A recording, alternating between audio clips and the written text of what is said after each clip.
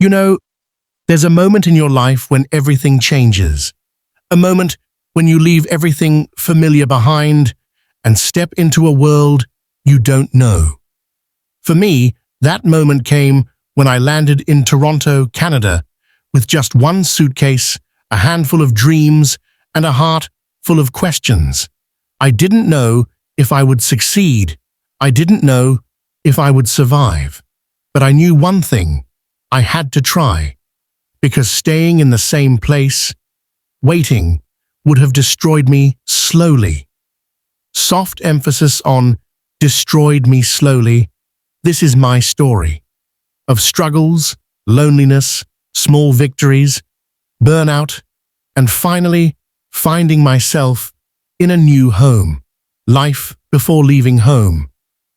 Before moving, life was ordinary, comfortable even.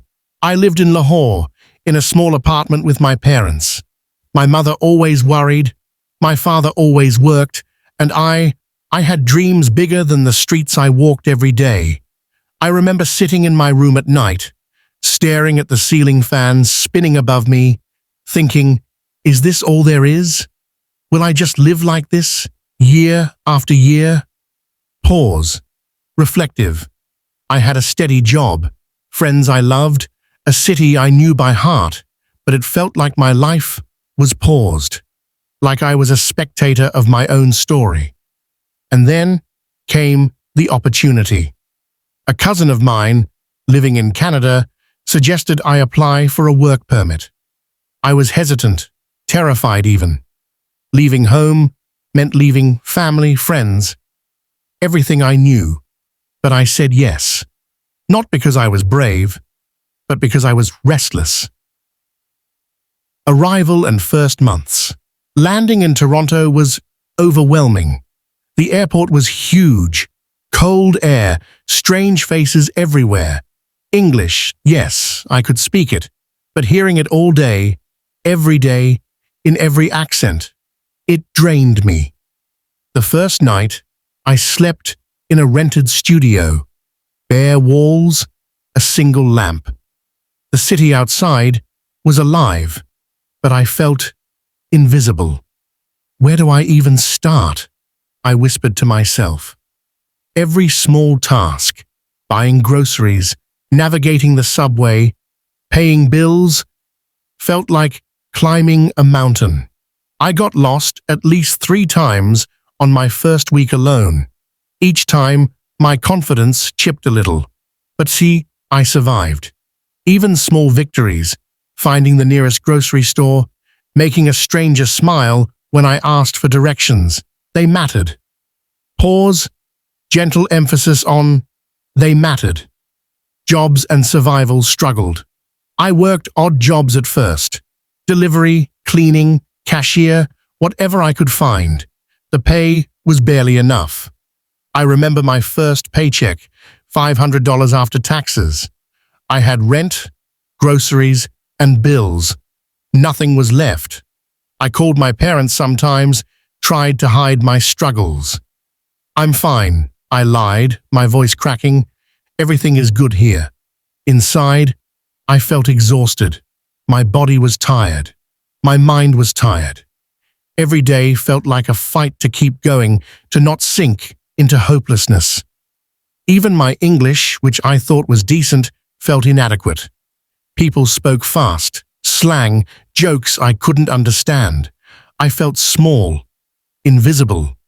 But still, I reminded myself, I came here for a reason. I didn't come to give up. Emphasis on, I didn't come to give up. Loneliness and mental struggle. Loneliness hit me like a wall. I had come home after a long day, sit on my bed, and stare at the ceiling. No family, no friends, no familiar smells or sounds. I remember crying silently, wondering, did I make a mistake? Maybe I should have stayed. Maybe home was where I belonged. Social media didn't help. I'd scroll through friends' photos back home, birthdays, weddings, family dinners. I wasn't there. Every call with my parents ended with guilt. I missed them. I missed being understood. I started questioning myself, my purpose, my dreams. Pause. Long, reflective, and yet I kept going, because even in the loneliness I knew I was learning. Learning about independence, about resilience, about surviving without crutches. Burnout phase. Around the 6th month, burnout hit me. Work, bills, rent, loneliness, language barriers, everything piled on me like a mountain I couldn't climb. I barely ate. I barely slept. I snapped at strangers, even friends. I lost myself in exhaustion. One night, I remember collapsing on the floor of my studio, my laptop on, bills unpaid, messages unanswered, and I just stared at the ceiling. "I can't do this," I whispered. But then, something clicked. I realized burnout wasn't weakness. It was my mind and body signaling that I needed to reset. I started small. Walks, cooking, talking to people, even strangers, small routines. Slowly, I found balance again. Soft emphasis on slowly, I found balance again. Adaptation and learning. Adaptation didn't happen overnight. I learned the subway system.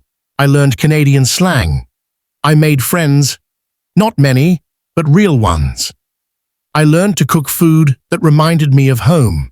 I learned to budget, to fight for opportunities, to speak confidently. I even got a better job, something closer to my field. It didn't pay much at first, but I could see a path forward.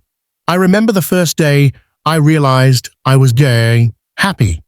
Not just surviving, not just coping, really happy. I was proud, not of money, not of status, but of myself. Pause.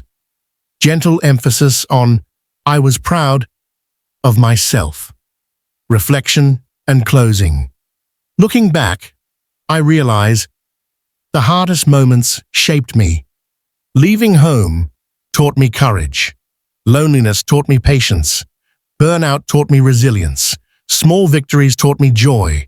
And now I can sit here in my small apartment with the city lights outside and say, pause. I found home. Not in a city, not in a job, not in money. I found home in myself. Long pause. Soft emphasis. For anyone watching, struggling, feeling lost, thinking of leaving everything behind, remember this: it will be hard, harder than you can imagine. You will cry, you will doubt, you will feel invisible. But every small step, every small victory, it matters. You are capable, you are resilient. And one day, you will look back and say, I survived, I grew, I found home. Final reflective sigh. Thank you for listening.